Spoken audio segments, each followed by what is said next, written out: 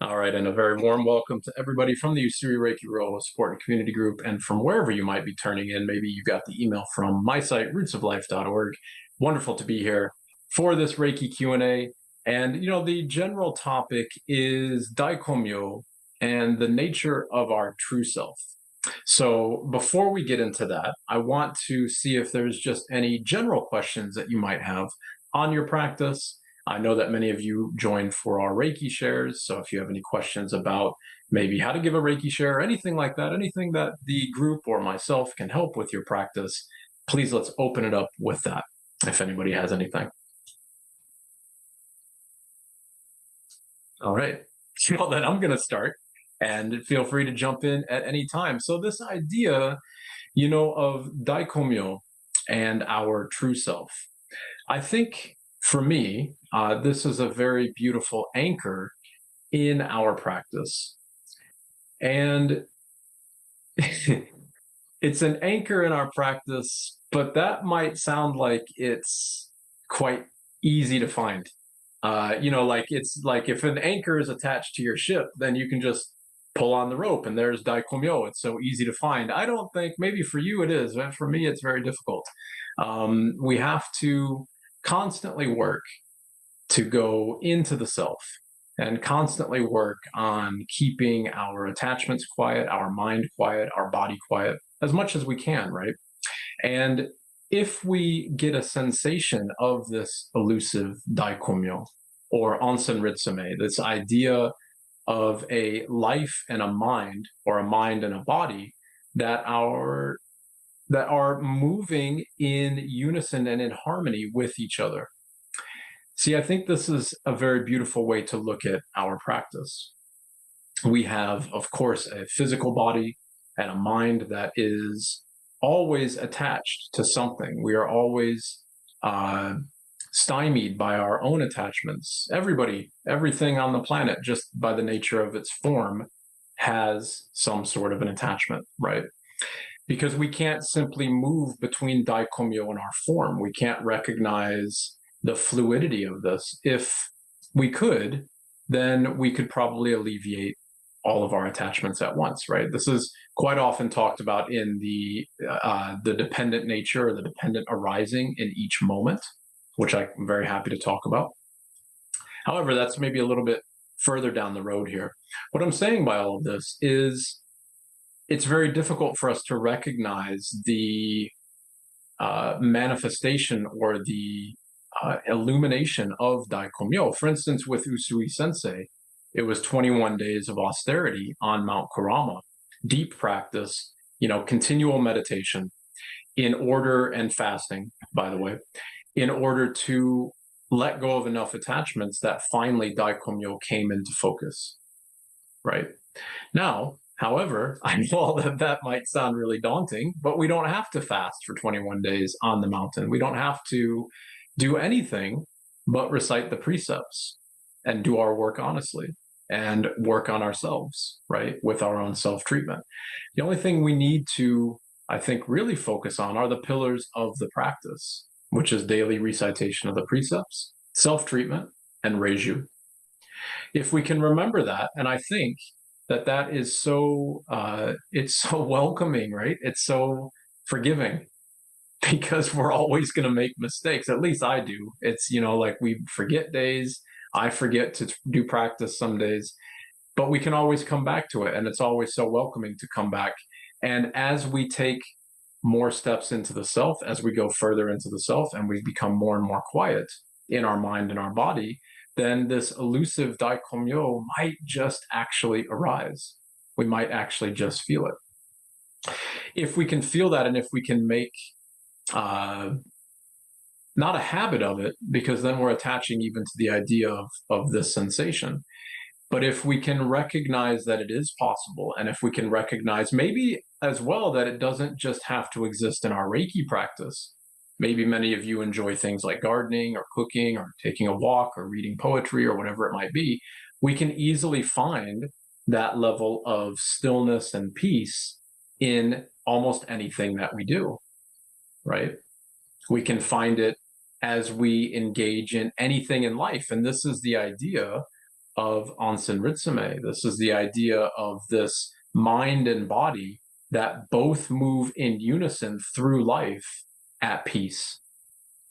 So, in that regard, anything that we do can become our Reiki practice, if we think about it like that. We are connected to everything in the universe. We are a part and parcel of the universe, and the universe is part and parcel of us. So, as we move through that relationship and this interconnectivity of all things, maybe some of you saw the previous talk that I did. It was the previous talk, but I think it was on Indra's web and the interconnected nature of all things, which is in the Facebook group as well. That's kind of what I'm alluding to here. In this, I'll just rehash it very quickly, but in this idea, it's as if, well, we know we're all connected to everything via the energy of the universe, or Daikomyo, or whatever you would like to call it. So that means that if I'm neutral and quiet to the best of my abilities, then the universe reflexively is still and quiet as I reference it, right? Because everything that I would perceive as a disturbance is actually framed only in my mind, nowhere else, right? So if I can engage in a practice that helps me to be more quiet, be more calm, then it's as if the center of the web, and the web is infinite. So every point, by the way, is the center of the web, right? And what I mean by that is you are the center of the universe, just like I am, just like the trees outside in my yard here in France are, just like everything else from its perspective is the center. So if we can find a practice that propagates peace as we are the center of the universe, well, then the rest of the universe by reflex will be at peace. And I think that's so beautiful with Reiki because of the precepts. You know, it's so forgiving that we start every day and we conclude every day with a gentle reminder that, yeah, hey, look, we're human and you're probably going to get angry. You're probably going to get worried. So when you do, just try to come back, try to recognize that you can come back to the practice. And then from there, the balance of the universe comes forward, right? The peace of the universe comes forward because that's your own peace and it's my own peace. And as we start to work then with the hand placements, you know, and please, everybody, you can obviously chime in and tell me how your experience is. But isn't it beautiful with Reiki when we work, we bow in Gassho, or maybe we start to feel, maybe with Shishin Toitsu here, Reiki concentration, or maybe when we're giving Reiki to somebody else, or we're working on ourselves, or doing a distance session, or whatever it might be. Isn't it so amazing that as soon as you start with that, somehow your hands heat up, right? Isn't that so beautiful? If you look, I mean, that gives me chills even just saying that. I'm not getting chills by just being here talking. Like, we don't walk around with our hands hotter than they normally are. There's something really reassuring and comforting with that. You know what I mean? It's like, as soon as we engage in the practice, it's like the universe is like, you see, I was always here. I'm waiting for you to come back. And here's very tangible proof. There's nowhere else, I don't think anyways. Hold on just one second as I let somebody in, but there's nowhere else. Hello, Lita. Nice to have you as always. So I don't think there's anywhere else on our body that we can actively control and raise the ambient temperature of that part of our body. Maybe some of you can. I don't think that I can. I don't think that I've ever felt that. You know, like if I just engage in a practice, my elbows won't become warmer, for instance, or the soles of my feet, or whatever it might be. So I think it's a really beautiful way to remember that as we bow into our practice, as we recite the precepts, as we turn into the self, we start to feel the physical relationship of Daikomyo coming forward. It starts to, and it's very tangible. Right now, I'm saying all of this because obviously, as a group, and for anybody who is listening to this in the future, you don't have to feel that heat. It's not to say that if you feel the heat, you're doing something correctly, and if you don't, then you're not doing something correctly or whatever. This might manifest in any number of ways. Some people don't feel that heat, yet they see visions, or they get chills, they get cold sensations moving through their body. Essentially, what I mean here is when we engage in the practice, we feel that response. And I think that is closer in form of our true self, our real self, like our already enlightened self, if you would like to say it like this. Just one second. So, as we bow here into the precepts, I think it's very beautiful that we can remember what it is that the precepts are talking about. In the Reiki shares, I know a number of you are joining for the Reiki shares, and when we go over those, you're reciting as well the opening precepts, the opening titles of Reiki. And I wanted to open with those here in this conversation as well, because they're very beautiful. The first one here, we have Shofuku no Hiho, this kind of practice that brings forward this abundance of happiness, right? This mysterious feeling inside of us that can arise. And then that gives way to, we have Shofuku no Iho, and then Mambyo no Reyaku. Mambyo no Reyaku is this miraculous medicine that can cure all diseases. And I think there's some beautiful secrets here in relation to Daikomyo and our true self. If we engage in a practice that has this ability to invoke or invite in the happiness or the peace of the universe, then we can recognize this miraculous medicine to cure all diseases. So, the way I see that is that this medicine that cures all diseases must be this feeling that we feel. It must be this thing that as soon as all of you have a practice, right? So I'm sure we could just bow together, bring our hands together, and you'll feel something. So as we do this, where's this? And I think this is the very important kind of key here with Reiki, in particular with Usui Reiki RYŌHŌ, because this idea of the mind forming all of our resistance, all of our attachments, all of our frustrations in life, whatever it might be, all of it's here. But now all of a sudden, there's some sensation here. There's something happening here. So in this, how can this thing here be sick? How can this thing that we feel between our hands, or the sensation that you might feel through the body, or the peace that you feel in the body, or any of the other beautiful, kind of ramifications of our practice, how can any of those things be anything but our true self? And, we have to recognize, I think, well, I have to recognize anyways, for sure, that as we go through this journey, myself gets in the way of that all the time. All the time. Like, it cannot wait to get in the way of the practice. Myself, my mind and my body. It's almost immediate. It's like there's all these things. And, on Mount Kurama, these are the Tengu, right?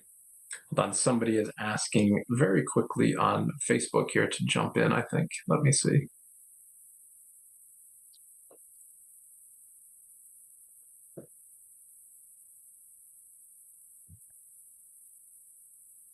One second, everybody. Somebody just asked in the group how to join. So with this idea of the Tengu on Mount Kurama, it's something that always brings a smile to my face. These little mischievous mountain deities that come in, and I don't know if everybody has heard of the Tengu before, or if you would like that explained or not. Just let me see, does everybody know what I'm talking about with the Tengu? The little crazy deities of the mountain? Okay, I'll just explain it really quickly then, because it's quite beautiful. So if we are looking at any image, if you type in Mount Kurama into Google, for sure, an image of some red-faced, like kind of weird-looking man figure with a crazy long nose and maybe a mustache and stuff will pop up. Now, long story short, these are these mischievous little mountain deities that will come in and try to trick you in your practice, right? So again, I'm just long story, very, very short, but I'm laughing because anytime that we sit down, for me, for instance, so as soon as I sit down, as soon as I begin my practice, which is usually at night, I bow in Gassho, maybe do the self-attunement practice, do the precepts, and I start. And as soon as I start, oh, there's the pain. There it is. Wow. The pain that I didn't have before I started the practice, now it's here. Welcome to the Tengu. It's like, how long are you going to stay in your practice? How long are you going to sit in peace? Was the pain not enough? This is how it goes for me, anyways. Was that physical pain not enough? Well, let's throw some distracting thoughts in the way for you as well. How's that working out for you, Bruce? Are you able to stay with the practice? And if not, then we'll make it even more complex. And eventually, if we can stay with the precepts, if we stay with the self-treatment, if we stay with, the idea that we're human and we're fallible, then that's where we are, right? And we overcome the Tengu and we simply find that level of peace, right? So I wonder, how does that resonate with everybody? Does this kind of reflect how your practice goes, your self-practice? Do you recognize the little Tengu that pop up, when it's like, oh, I've got something else to do in 20 minutes, or your mind is just, right? As soon as we try to settle down, then all of a sudden it just goes bonkers. So let me know. Let me know how that goes. How does that resonate with everybody else's practice? Yeah, Amy, exactly. I think for sure it can be a battle sometimes. A battle, hopefully a welcome battle, hopefully one that we can be happy to take. But yes, absolutely a battle sometimes. How does everybody else feel with that? Well, I notice it's funny that you mentioned that now, Bruce, because that makes sense. Because every time I like to do my self practice in the evening as well. And as soon as I sit on the edge of my bed, my back starts to hurt. So now I can kind of put a label to it, I guess, and I felt fine before I sat my rear end down on the bed. And all of a sudden I just feel like, oh, what's going on here? And so, I just work through it and it eventually lifts itself. But apparently it is the Tengu. Yeah. It The helps to little know trick. that. What's wrong with me? And it's Matrix. funny, right, Susan? I would imagine that if you go and sit down right now on your, not right now on the call, but later, sometime during the day, you could sit in the same posture, the same that you would do and your back's not going to hurt. But if you start to Yeah. do your Reiki practice, then there it is. Right. I don't have back issues. So, it's just weird, and because I thought when I first experienced it, I thought, okay, the back, I'm thinking shock, the heart area. Maybe I need to work through that. So I was putting my hands on my heart and that sort of thing. But yeah, it happens too often for that to be the case. I think it's the Right. little mischievous deities now. That's it. The So little Tengu. So it's little Tengu, Tengu. Tengu. The little Tengu, yeah. And it's cute on Karama Mountain and in the little village at the base of Karama Mountain. They sell all these little trinkets of the Tengu. So you can get like a Tengu bottle opener or like a Tengu magnet that sticks on your fridge and its legs like shake around and stuff. Like it's viewed as something that we all have, right? We all have to face these things. And um I love how playful and like childish it is. How it's met, at Karama Village. How it's nothing to be afraid of. It's nothing to worry. It's nothing to do but smile and laugh about. And I think what a great metaphor for our practice. So your back hurts. Well, we can smile and laugh about it. Be like, oh, that's cute. Look at that. It's back. Isn't that cute? I haven't felt that since my last practice, and there it is again. It's the precepts in action, if we think about it, right? And the precepts, before we look at this kind of this very beautiful practice, this mysterious practice to invite happiness, shofuku no iho, which brings in this miraculous medicine that cures all diseases, right? If we work through the precepts, then if we can, then hopefully no Tengu, regardless of how big it is, at some point, hopefully, can take you out of your practice, right? Hopefully. And I think this is what Usui Sensei was showing. You know, the story with Usui Sensei, the myth, anyways, of the Enlightenment, or the fable of the Enlightenment, is saying that, and this is on his tombstone, that he had this great Reiki. You recognize this great Reiki over his head, this universal energy. And as the story goes, it was such a shock to him that he blacked out from it. Right, so it was this massive, like, concussion almost, or like a concussive event that led him to black out. And I think, you know, on Kurama Mountain, we talk about this quite often. I think that this is a very beautiful representation of the last Tengu. So, like, the biggest Tengu. So, are you able to face, like, the biggest of all of your things all at once? Can you face it? And in this story, that's what he was doing. 21 days, faced the last of the biggest Tengu, and then boom, Daikomyo, right after Daikomyo.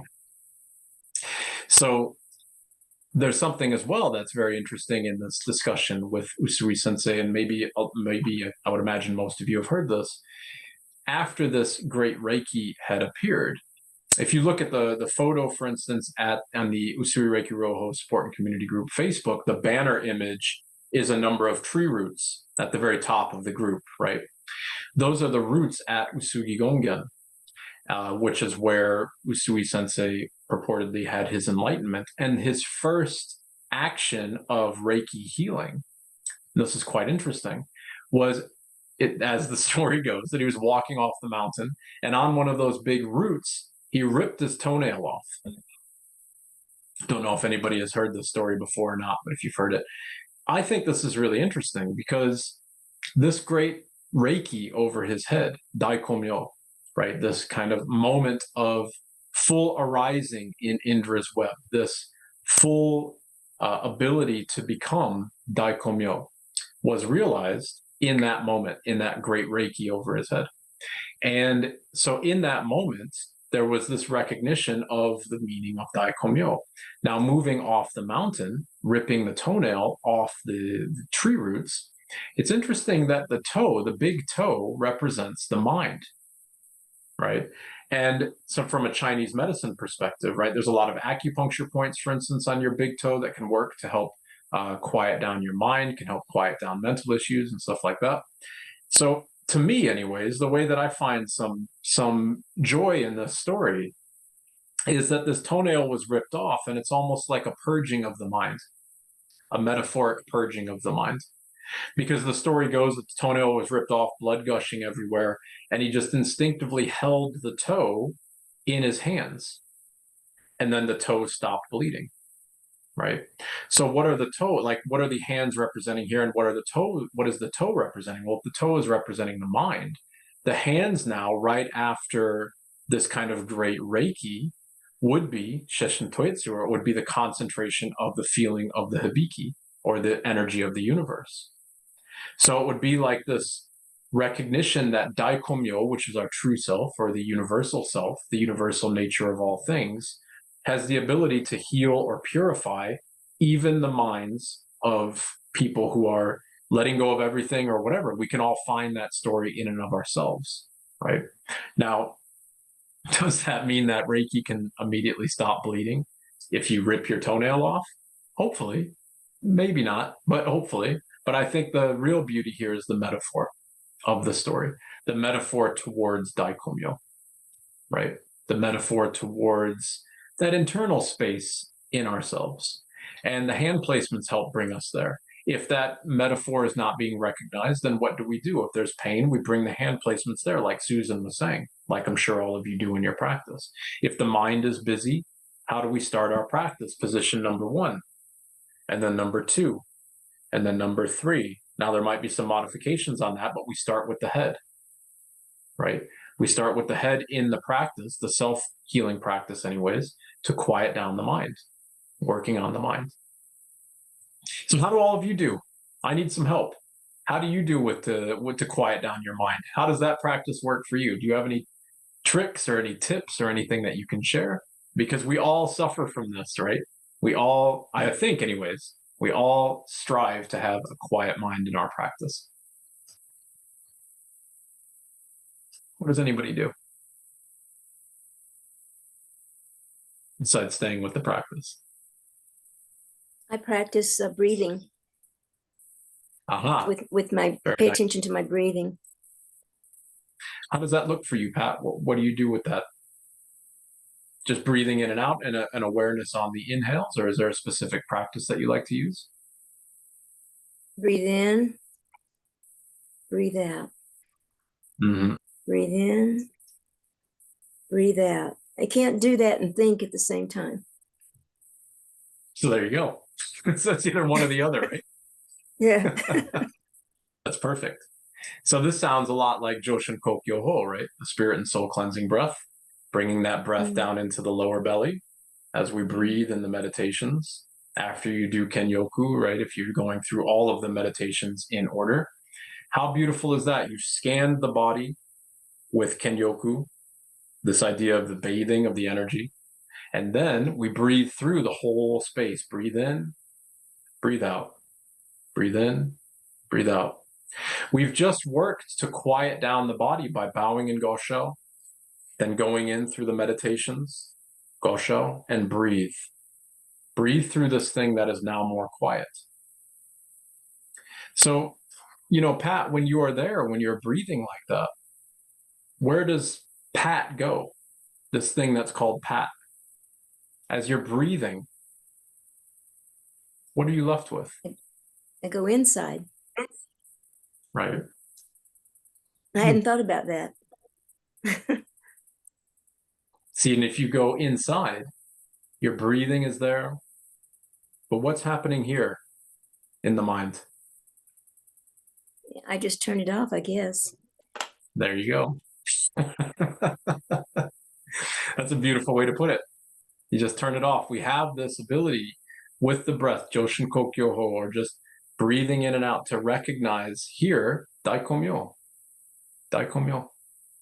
If we can find a way to elicit, that's why I was saying earlier, this idea of maybe poetry or maybe cooking or whatever it might be. When you're working on a recipe and you're cooking dinner, for instance, it's much akin, I would venture to say, as Pat's breathing, or as many of your breathing techniques may be.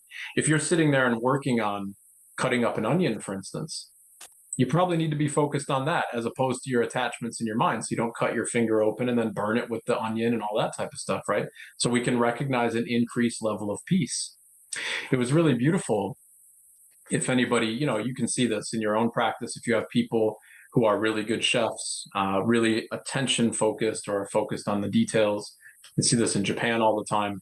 The presentation and the delivery of the food is a practice of Reiki, right?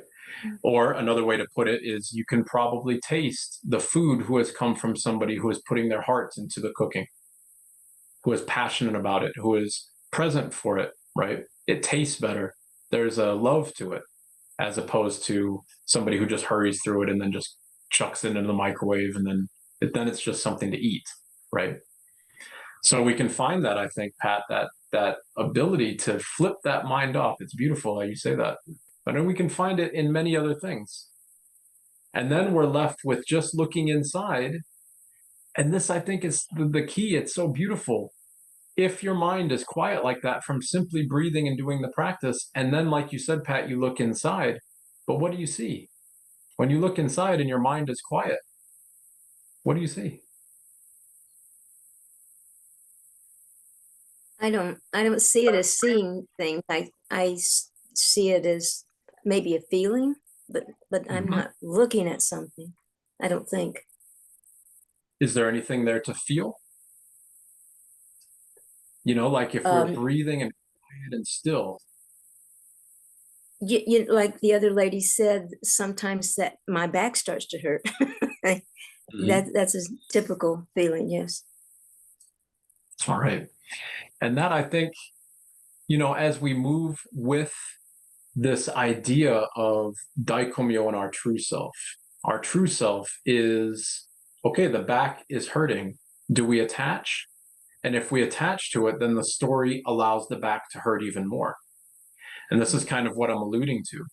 If we breathe, like you're saying, Pat, and your mind is able to just kind of flip off for a little bit and quiet down, power down a little bit, then that internal journey, that internal gaze, or the feeling of the internal space starts to become softer and softer, or more neutral, right? So we get to a point, I think many of you have probably felt this.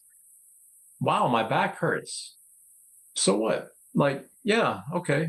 We can simply stay with it, right? We can be with it. We almost can look at it with objectivity as opposed to attachment.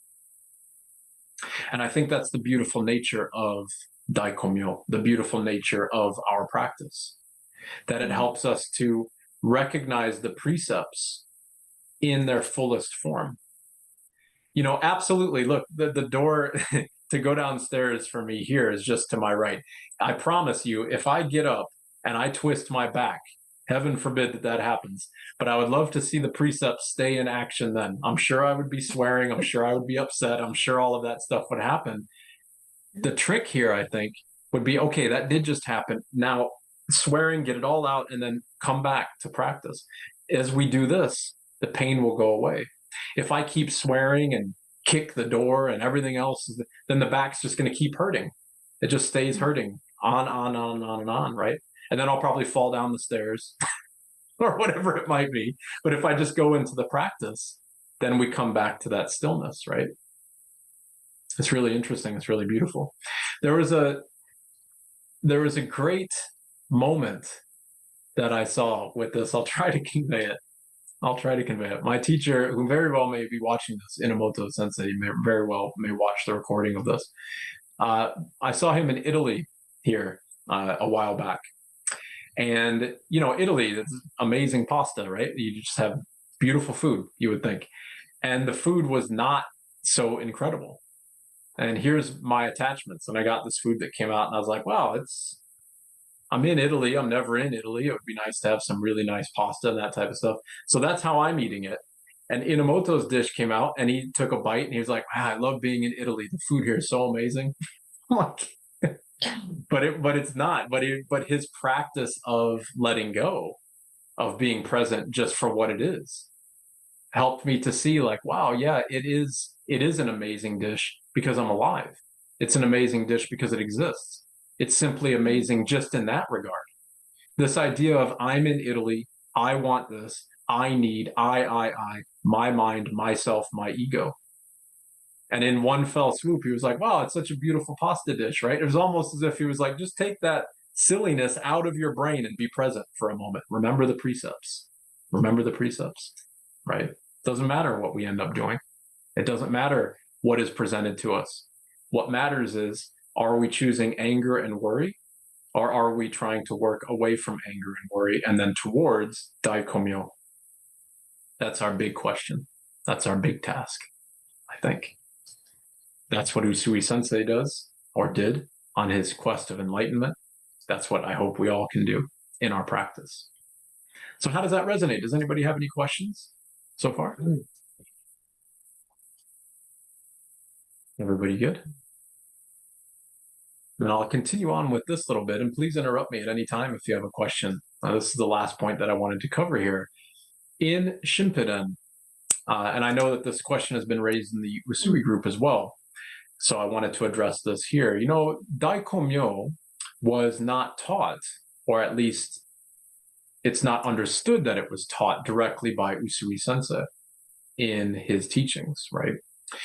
The belief is, the common held belief is that maybe Hayashi Sensei was bringing this in, who was one of Usui Sensei's original students. And this is an interesting thought process, or like, why was this the case? What's going on here? And my interpretation of this, why Daikomyo was not taught by Usui Sensei, I don't know if this is correct or not. It's just what I think. But in many of the temples, many of which Usui Sensei would have been at on Mount Hiei, Kurama Mountain, and so on, like in that general area around Kyoto, you can see Daikomyo written in the temples. You can see it on the walls, you can see it on the pillars. At Mount Kurama, for instance, at Kurama Temple, you can see it in the basement. It literally says Daikomyo on the discussion of what the basement means in the temple. And so I think that this idea of our enlightened self, Daikomyo, our real self, was not initially taught because it's what we already are. We are already Daikomyo. So it's almost redundant to say Daikomyo. You know, it would be like if Reiki was a course, you know, to try to understand, to try to discover that we're human. But this is redundant because we already know that. It's like we don't need more evidence that we're human, right? Something, maybe that's not a very good analogy. I'm trying to think that off the top of my head. But this idea of Daikomyo, if that's what we already are, and if it's plainly visible all over Japan as this kind of master symbol, then there's no need to bring that into the practice. In reality, what we need to do is let go of this idea of Daikomyo, let go of this idea of the quest for the oneness or the sensation of this universal energy, and work on letting go of the self. That's our big struggle, right? That's our big struggle. Like, you know, if you let water sit, dirty water, if you just let it sit for long enough, then the water will separate and most likely it will become more clear. That's kind of how we are, right? If we work on the self and work to make ourselves more still and more quiet, then that internal space will become more clear, just like you were saying, Pat. When you look inside and you're breathing and the mind is more quiet, that whole space is more clear. That's why I was saying this thing called Pat, like what does that, where does that go? When we start to get quiet and calm inside, then this thing called Bruce starts to lose its meaning. And we simply become kind of that clear water. So I think this is why Daikomyo may not have really been the focus, because that's the given.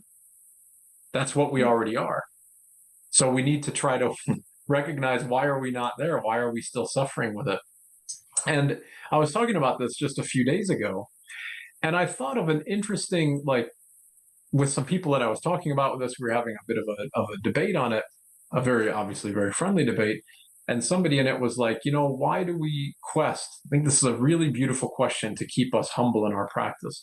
Why do we quest so much to forget that we're human? You know, we can say that maybe with our Reiki practice. We can say that with maybe religion, for instance. We are working so hard on this idea of like oneness or non-duality or enlightenment or whatever it might be. Just let these people in.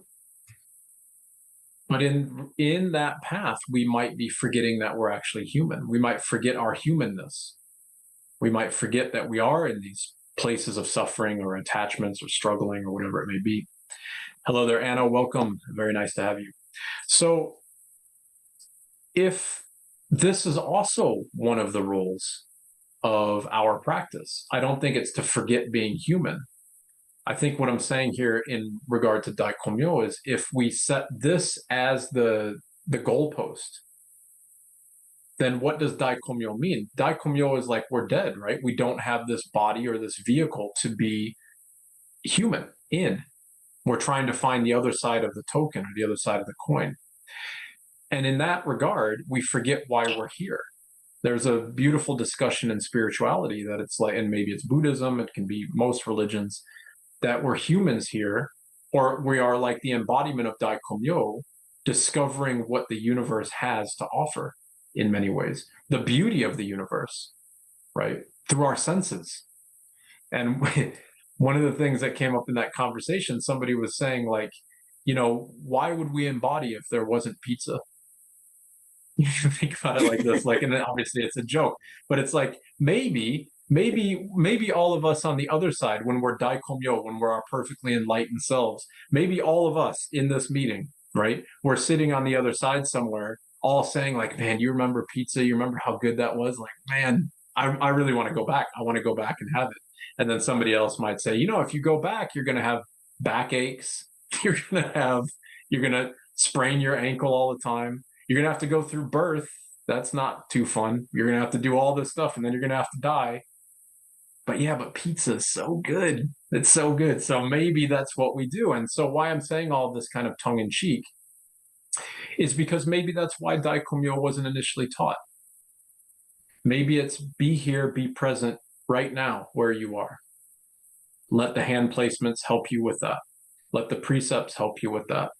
And then when you can be fully present and you can be fully here, or more so here, then when that bowl of pasta comes, you might recognize that it's the most beautiful bowl of pasta you've ever had. Or you might be like me and be like, I wish this was a better pasta because I'm in Italy. So I have more work to do, if that makes sense. And to me, when I was thinking about all this, I'm like, yeah, that's really beautiful. That's why if we stay focused on this mystery teaching, by the way, right? Shinpuden is the mystery level of Usui Reiki RYŌHŌ. Daikomyo is this mysterious thing, right? Shofuku no Iho, this mysterious practice. Mysterious. What is it? It's this practice that brings in the total happiness of the universe. But the total happiness of the universe is expressed by our own quiet and balanced and neutral and peaceful mind.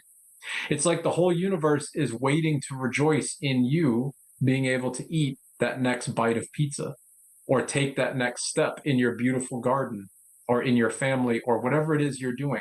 It's almost like the whole universe is like, yes, that's the most amazing thing you've ever done. And you're going to do the next thing and the next thing and the next thing, if we can follow the precepts. I think that's a really beautiful way to look at the practice. You know, it's this reminder of like every single thing that we do, if we are not angry and worrying, then everything that we do in our life, every single second, every single millisecond of our existence is a miracle. And the whole universe is like, isn't this incredible? Isn't that amazing that that thing just happened? But then our own silly minds would be like, it's not, it's just life. It's just blah, who cares? But it's not, it's a miracle. It's the most amazing miracle ever, right? So that's what I wanted to discuss here, this movement through to Daikomyo, and then maybe letting go fully of Daikomyo. This often Daikomyo is the trajectory, but the trajectory of, like how Doi Sensei said when I was with him in Osaka, the trajectory of Reiki is onsen ritsume. Not healing, not Daikomyo, not hand placements or anything else. Onsen ritsume. It's this ability to lead a life where your mind and your body are at peace. Because then if they are, then every single moment in our lives, every single moment, even the moment of death, every single moment will be the best moment of your life. If you can do that. But what better goal? What better mile marker to place? You know, I think this is why we wake up in the morning and hopefully do the precepts. Just remember, today I will do my best to not get angry and not worry, so that I can recognize that every single moment in my existence is a miracle. And the whole universe is waiting to rejoice in every single one of those miracles, regardless of how big or small my mind may perceive them to be. Everything is an incredible moment of existence, right? But if we stay focused on Daikomyo, then we miss every one of the moments that our humanness is eager to experience. So that's what I wanted to discuss here in this talk. I hope it helps to humanize our practice a little bit, right? I hope it helps to bring this joy and fallibility in it, because we're human. And I love this quote. This is the last thing I wanted to say.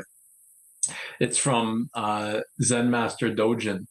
And the quote is, "A Zen master's life is one continuous mistake." What a beautiful talk, or what a beautiful quote to help us all remember. It's like our life is one beautiful, continuous mistake. And that's such a beautiful way to think about life. Because the moment that we think everything is figured out and sorted out and everything, then it's not, right? Then we're nowhere. We have to just move with the ocean, not against it, right? The crashing waves are the mistakes. The ocean is the truth.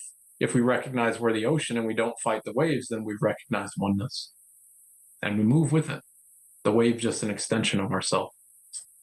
So I hope that helps everybody. I hope you've enjoyed that talk. But of course, I've said a mouthful in these 45 minutes, and there haven't been many questions. So I want to have some opportunity here for any questions to the group or anything that anybody would like to ask. Yes, Amy, indeed. It's an ever-evolving journey. Indeed it is. All right. Oh, no, Laura's I like joining the pizza right. part. You must be a fan of pizza then. Yeah, I think what an apt, well, for me, and I think Pat can agree with this. I think if we must be talking about this on the other side now. Chicago deep dish pizza, New York style pizza, which one do you like? We must be debating it somewhere. Like, that's how it is. Hello, Laura. Nice to see you. Thank you. So we're just now on the Q&A. So I'll just right now, actually, you'll be able to watch the replay of it in the Usui group and on YouTube as well. So you can go back and watch anytime. But if you have any questions that you would like to ask on your practice in general, I know that you may think you didn't hear the conversation. That's fine. Anything that we can help you with in your journey. And this is open to everybody else. So if anybody had any questions, as I was just saying, very happy to open the floor here.